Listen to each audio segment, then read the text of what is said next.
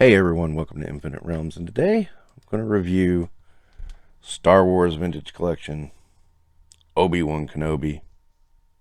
Obi-Wan Kenobi.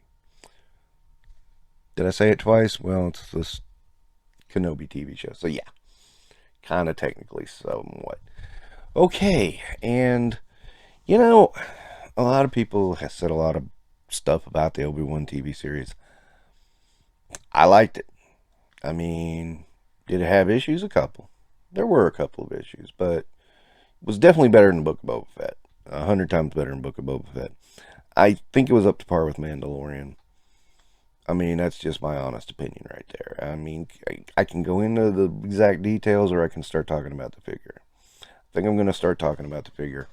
Of course, like always, we have cloth robes.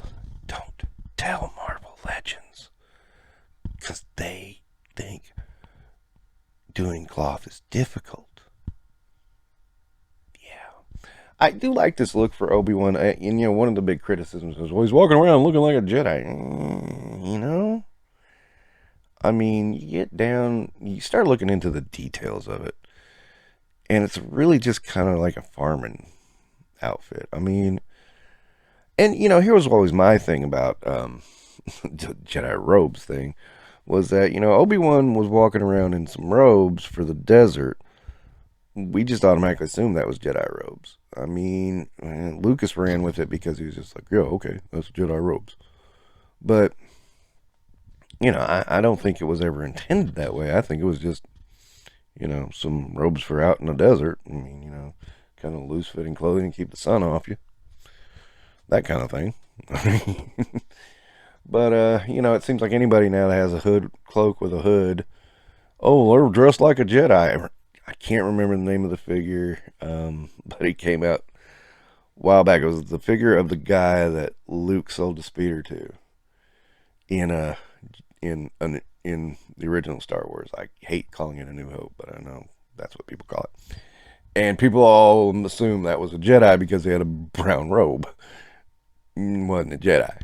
He had that goofy looking face, but anyway.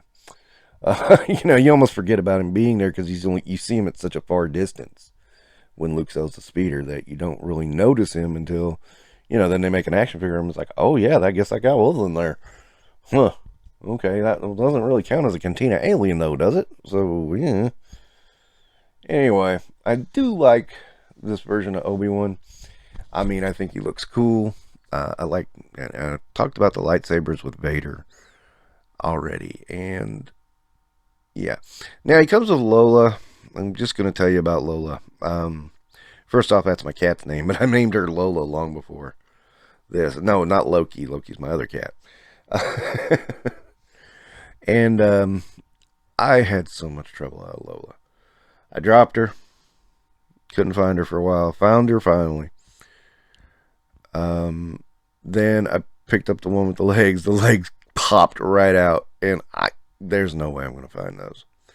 They're gone, dude. They're gone, and she's just too tiny. So, you know, she pretty much came out for this review. What was left of her, and all went into an accessory bag, and that's where she's staying for the rest of her existence. Because it's just like, no, no, no, no, no, no. And I think they were kind of stupid to even try to pack a Lola that small. I mean, in this box, it's just. Come on, man. And especially make her that fragile. I mean, jeez.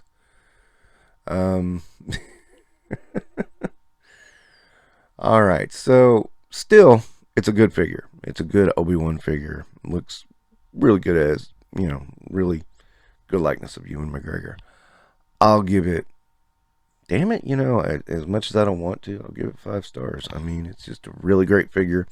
I can't wait to get the figure in the display with Star Wars. I have no idea where I'm going to put them because it's like, this is an original trilogy. It's not expanded universe. It's not, you know, the Mandalorian. It's, yeah, I got to put it somewhere and I'll figure it out.